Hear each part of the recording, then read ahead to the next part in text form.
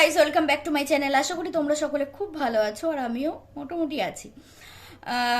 এখন বাজে 9:10। জানি না এই ভিডিওটা আমি কখন পাবলিক করব। যাই হোক, রাত সকালবেলা আমার যেহেতু ভিডিও দিতে দেরি হয়, তো সকালবেলা অনেকেই দেখে নিতে পারবে। আহ, কেন বিন্দাস আছি বললাম না, এটা আবার অনেকে প্রশ্ন করবে। আমার পেটের ডান সাইডে কেন জানি আজকে সন্ধ্যার থেকে প্রচণ্ড ব্যথা করছে, জানি না কেন। যাই হোক, এই ভিডিওটা হচ্ছে দুজন কি বলে পরকীয়ার রানী। এক হচ্ছে আমাদের ম্যান্ডি রানী আর এক হচ্ছে রিনা রানী। ঠিক আছে, এই দুজনকে নিয়ে একসাথে ভিডিও করছি। যেহেতু ম্যান্ডির ভিডিওতে খুব সামান্য কন্ট্রোভার্সি করার মতো বিষয়, আর পুরোটাই টু মাচ বোরিং। আর অন্যদিক থেকে রিনার ভিডিওতে খুব সামান্য পরিমাণ কন্ট্রোভার্সি করা, বাদ বাকিটা অসহ্যকর।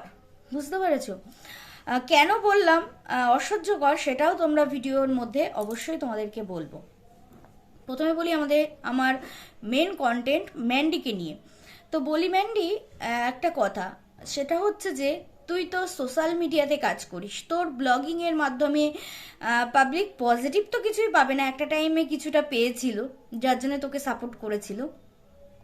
গতকালকে ভিউজটা ডাউনে গেছে বলে আজকে একেবারে 38 মিনিটের ভিডিও, আর তার উপরে মানে কি বলবো, শুরুতেই পাবলিকের গালাগালি খাওয়ার জন্য শুরুতেই শুরু করে দিয়েছিস নোংরামো।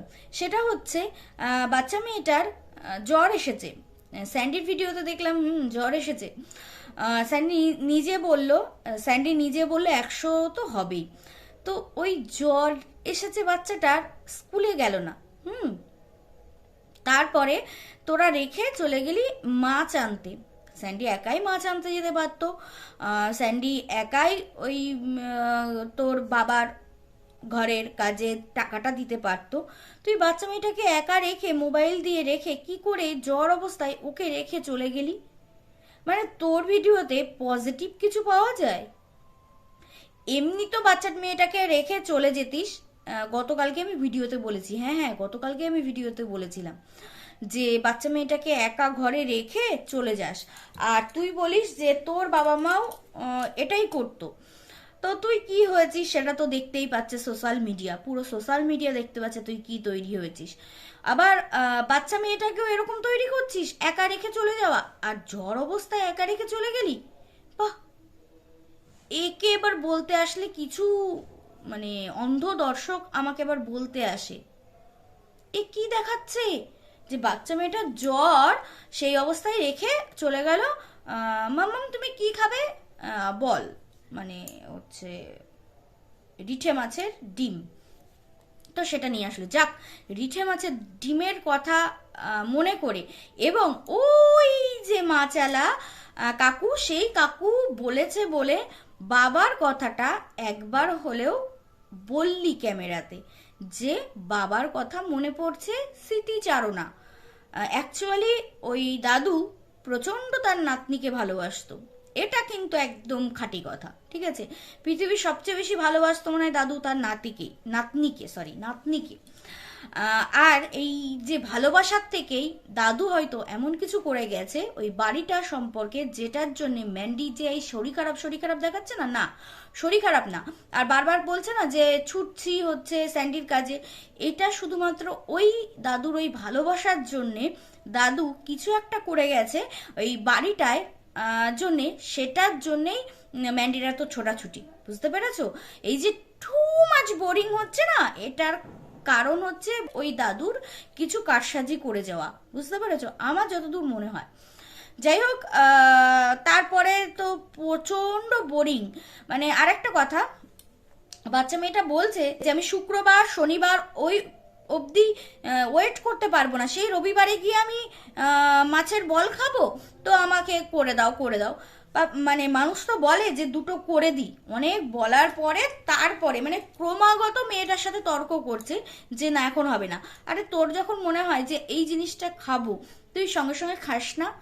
আর ও চোখের সামনে দেখছে ও মাছের বল করে ম্যাক্সিমাম টাইমে ভিডিওতে দেখা যায় যে বৃষ্টি হচ্ছে, তার মানে মাছের বল পাওয়া যাবে।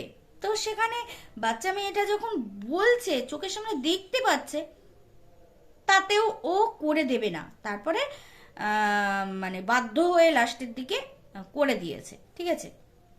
আর ওই স্যান্ডির মানে সেই ট্রেডিং ট্রেডিং ট্রেডিং মানে অস্বস্তিকর লাগে, এই ম্যান্ডি করতে দেবে না, স্যান্ডি করবে ট্রেডিং, এই নিয়ে চলে ব্লগিং।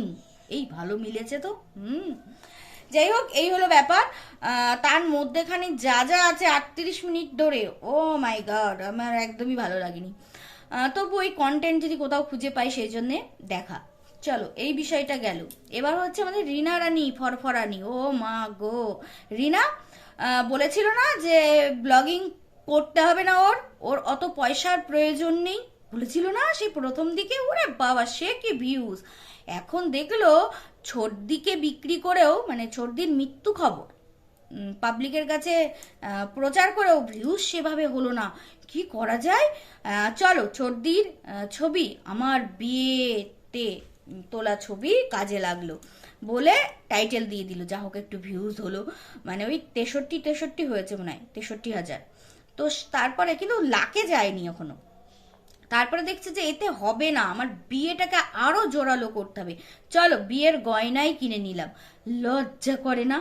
এই যে ছর্দিকে নিয়ে তো এত কান্নাকাটি করছিলিস, আর এটা তো মানে ওইটুকু বাচ্চা মেয়ের, অবশ্যই 18 বছর বয়সে মা হারা হয়েছে, তো সেখানে তুই কি করে এখন ওই ইমিটেশন হোক আর যাই হোক ওই গয়নাগুলো কেনার মানে ইমিটেশনের গয়না হলো, তো এইগুলো কিনে বিয়ের মানে সোনার জিনিস কিনলাম, টাইটেল থাম্বনেলে দেওয়ার কোনো প্রয়োজন ছিল?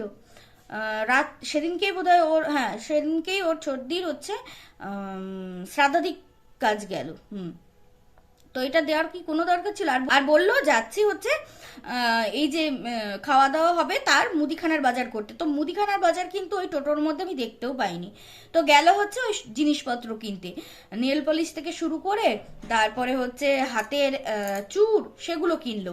তা বলি রাত পোহালেই তো তার খাওয়া দাওয়ার কাজ, ঠিক আছে, তার মধ্যে এই এতগুলো জিনিস কেনার কি প্রয়োজন আছে? ও টাইটেল থাম্বনেল দিতে হবে, না হলে ভিউজ আসছে না, ফ্রাস্ট্রেশনে ভুগছে আমাদের রিনা। এইদিকে বরের ভিউজও, বর এখনো তো বর আছে, বরের ভিউজও ডাউনে গেছে। ডাউন মানে কি, সে একেবারে পুরো ল্যাপ খেয়ে গেছে। অন্যদিকে রিনা ডাউনে যাচ্ছে, তো সেটা তো হয় না। শোন রিনা, তোকে একটা বুদ্ধি দিই, সেটা হচ্ছে পাবলিককে ধরে রাখতে গেলে না, ওই তো দীপ্ত সরকারকে আবার টানতে হবে।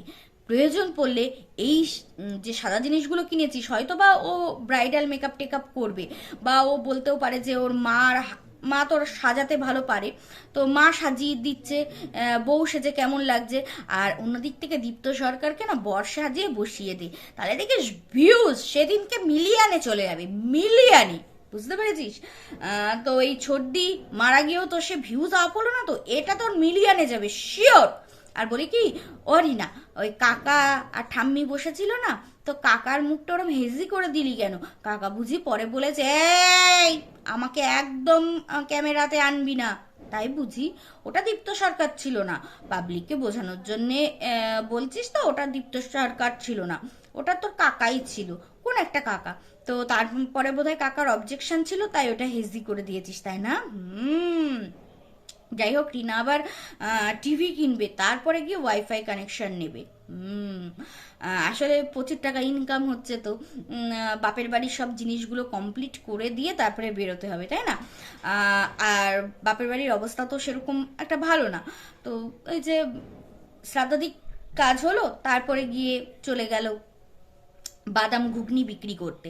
তো সে করতেই পারে, কোনো কাজ ছোট নয় আমি মনে করি, কিন্তু যেরকম ভাবে এই রিনার হাবভাব, ঠিক আছে, বড়লোকি হাবভাব, সেরকম বাপের বাড়ির অবস্থা নয়। তাই বাপের বাড়ির থেকে বেরোনোর আগে বৌদির এক চ্যানেলটা গ্রো করে তার উপরে হচ্ছে বাপের বাড়ির জিনিসপত্র সব কমপ্লিট করে তারপরে বেরোবে, তাই না? রিনা বুঝতে পারছে যে এবার আর হচ্ছে না, এবার ওকে কি বলে নতুন খেলায় নামতে হবে, ঠিক আছে, ভিউজ আপ করতে গেলে নতুন খেলায় নামতে হবে, সেটা হচ্ছে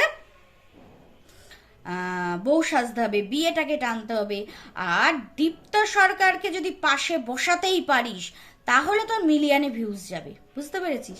মানে কি যে এরা, বাচ্চাটার জ্বর, ঠিক আছে, পাবলিক কমেন্ট করছে, আর ও এই দিনই সোনার জিনিস বলে, বিয়ের সাজ বলে ও ভিডিও নামিয়ে দিল।